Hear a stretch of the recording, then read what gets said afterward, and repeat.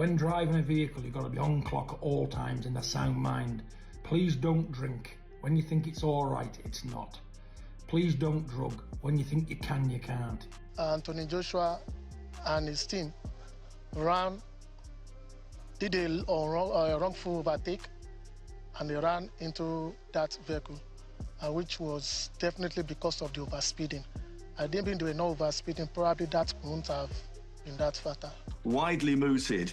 It probably won't happen until the end of this year. But of course, at this stage, we don't know how this accident will impact on him, not just physically, but emotionally as well. The boxing world has been left stunned, shaken, and deeply concerned after news broke that Anthony Joshua was involved in a devastating car crash that may put his fighting future in serious doubt. At a time when Joshua appeared to be rebuilding momentum and preparing for one final push toward greatness, tragedy struck in a way no one could have predicted. Go through some unimaginable tragedy like this, and it's just a sad scene. Here's the car.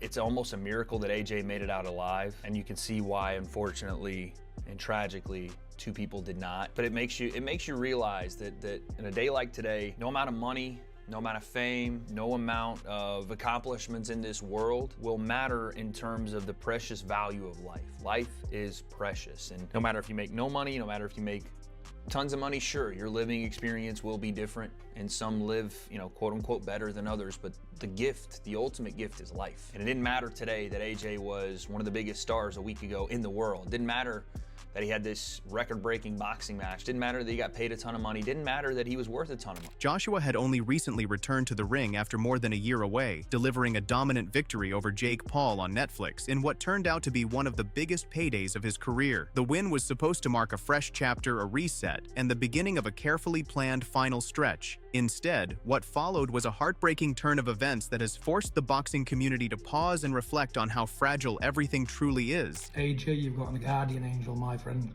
God had his arms wrapped around you then. Condolences to the deceased. So terrible, young people. It just goes to show you, it's a stark reminder, but people, you've got to start paying attention. When driving a vehicle, you've got to be on clock at all times in a sound mind. Please don't drink. When you think it's all right, it's not. Please don't drug. When you think you can, you can't. It's a stark reminder that life's most fragile when you're enjoying yourself at the most. When you're in a good time and you're not thinking and everything's dandy, that's when tragedy can strike. That's when you're most vulnerable. So may God give the deceased a good bed in heaven, two young men. The former two-time heavyweight world champion was in Nigeria to spend New Year with family, a personal visit tied to his roots and heritage. It was meant to be a short, peaceful break before resuming training for a planned return to the ring in Saudi Arabia later this year. That fight, expected in either February or March, was meant to act as a stepping stone toward the long-discussed mega clash with Tyson Fury in 2026. But after the crash, those plans suddenly feel distant and secondary.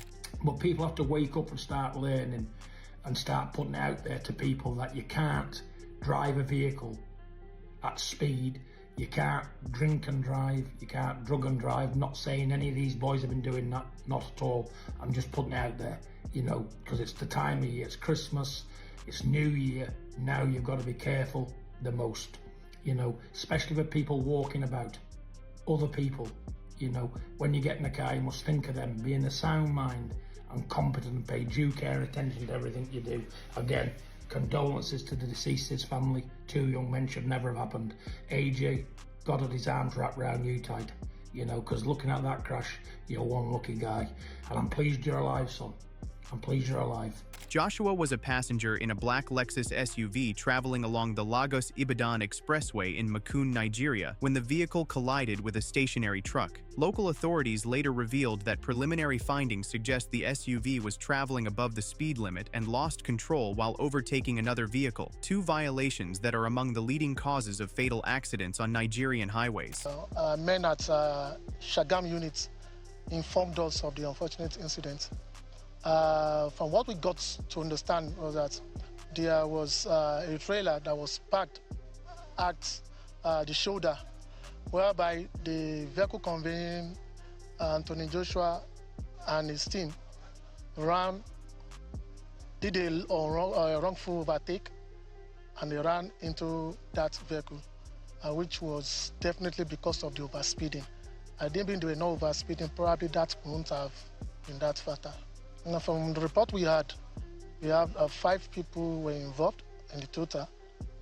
2 people lost their lives, and the rest just had injuries. The impact was severe. 2 of Joshua's closest friends and longtime team members, Sina Gami and Kevin Latif Ayodele, lost their lives in the crash. Both men were not just colleagues, but personal pillars in Joshua's life. Gami, in particular, had served as Joshua's strength and conditioning coach for years and was present throughout Fight Week in Miami, even sharing the ring with Joshua after the win over Jake Paul. We have updates on the tragic car crash involving Anthony Joshua.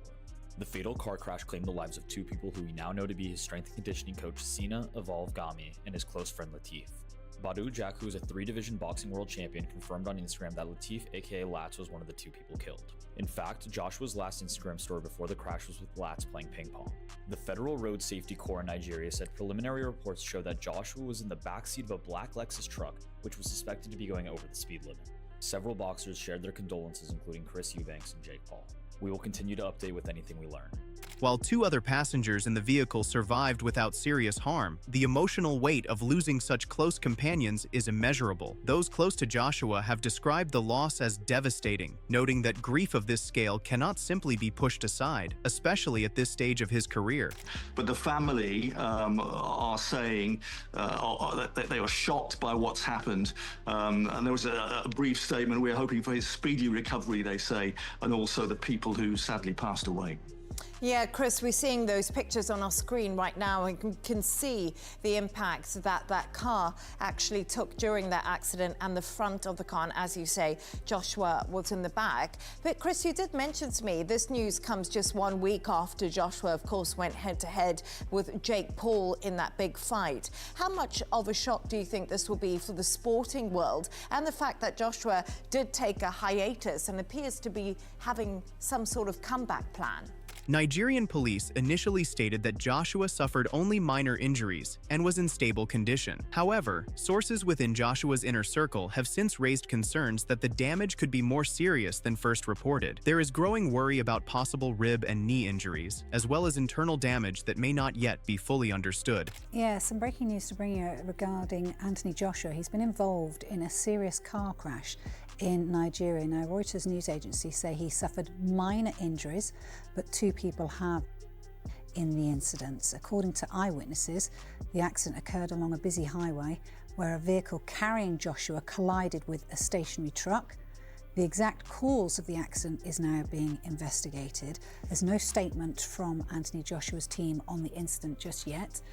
He was in action against the YouTuber turned boxer Jake Paul, wasn't he, in Miami 10 days ago, a fight which he won in the 6th round by knockout. We will have more on this story as we get it, but just to bring you up to date, Anthony Joshua has been involved in a serious crash in Nigeria and he has suffered minor injuries. Footage captured at the scene painted a troubling picture. Joshua was seen being helped from the wreckage, visibly grimacing in pain, before being escorted into a police vehicle. Those images have fueled fears that the physical toll may be greater than authorities first suggested.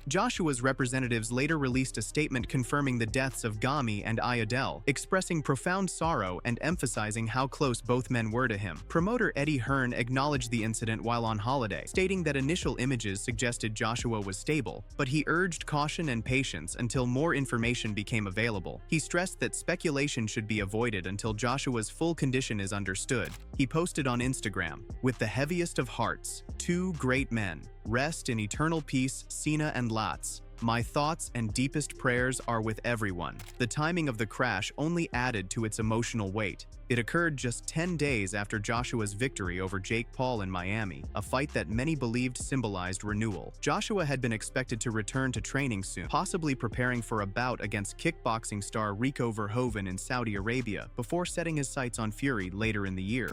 Yeah, he's 36 now. I mean, Joshua's career really was ruined when he was beaten by Andy Ruiz some years ago. A huge shock in the heavyweight world. He was the golden boy, you know, really unbeaten. Lost to Andy Ruiz and has since lost 3 times, twice to the great Ukrainian Alexander Usyk and once to Britain's Daniel Dubois. And that set him back hugely. And that's why he had to fight really this nonsense fight against the YouTuber Jake Paul, which he won very comfortably, as you'd expect really for a pro fighter against a novice.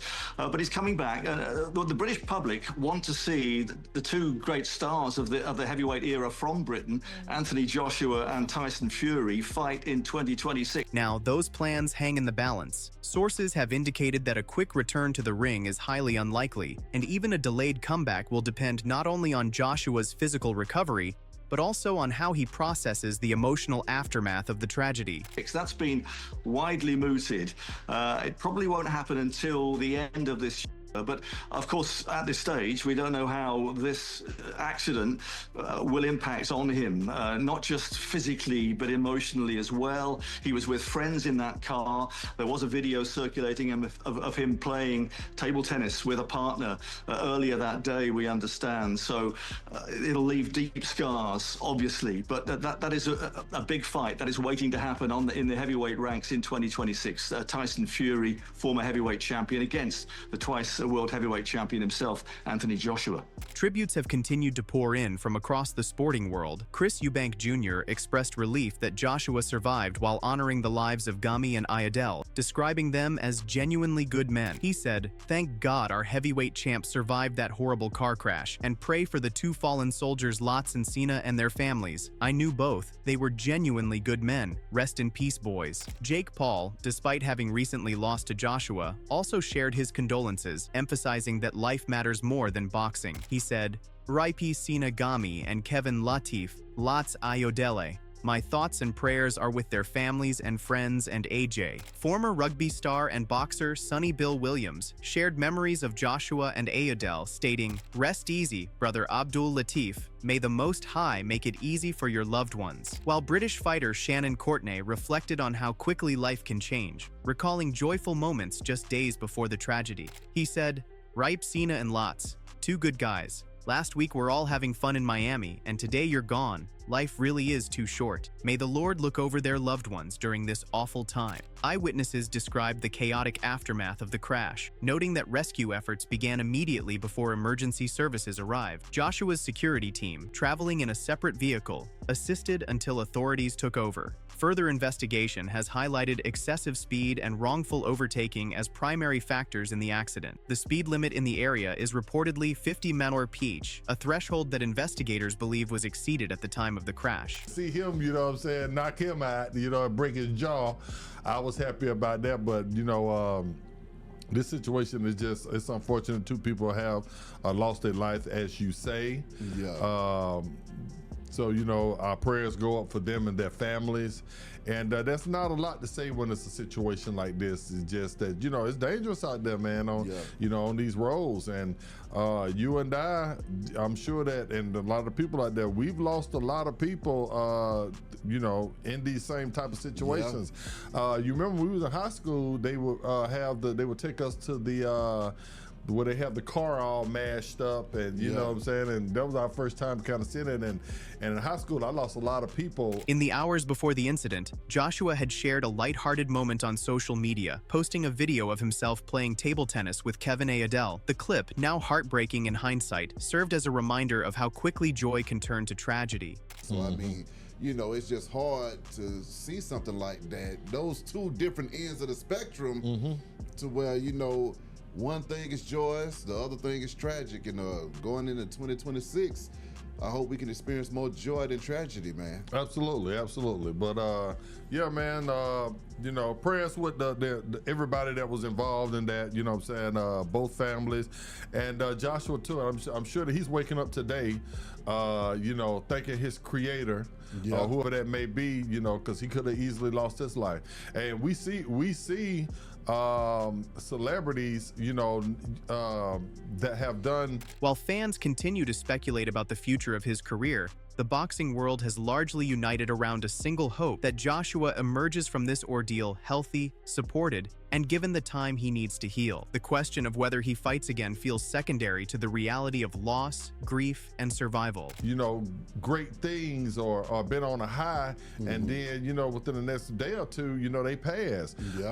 I.e. Young Bleed, you know, you know, that's my guy. Did the verses, you know, was at an all-time high. Then I get the news a few days later that he has passed. So this stuff can easily, you can say, oh, we just saw Joshua, you know what I'm saying, knock out Jake, you know, and this we could have been waking up today with him, you know, him being the one that passed. So I'm sure he waking up and thanking his creator today, and just blessing for everybody out there. Y'all be safe out there on these roads. What comes next remains uncertain. Whether this tragedy delays his plans or alters them entirely, one thing is clear. Anthony Joshua's legacy is no longer defined solely by titles, paydays, or potential megafights. In this moment, it is defined by resilience, humanity, and the reminder that even the strongest champions are not immune to life's harshest blows. And as the boxing world waits, one truth stands above all else: no fight is bigger than life itself. God bless you. People, take care and have an happy new year if you can. You know, but like I say again, you must take care driving vehicles. It's Russian roulette when you get in the vehicle, especially when you've had a drink and you've been doing other things. Not saying that anybody does these things, but let me tell you, it does go on, so stop it. When you walk to that vehicle, switch on, due care and attention. I've had a drink, I'm going to get a cab. It's easy. It's easy. You're better paying £20 in a cab than dying and killing other people, so take the message on board. God bless you, AJ. You're one lucky lad. God bless you. I'm glad you're alive again. Shocked me, it has. Terrible. In moments like this, boxing fades into the background and humanity comes first. Titles, rivalries, and megafights can wait, but life cannot be replaced. Anthony Joshua is seen not as a fighter today, but as a man facing heartbreaking loss. As tributes continue and questions remain about his future, one truth stands out. Real strength is shown beyond the ring. Share your thoughts below, pay respect to those lost, and stand with the boxing family. Like, share, and subscribe for more real stories from the sport.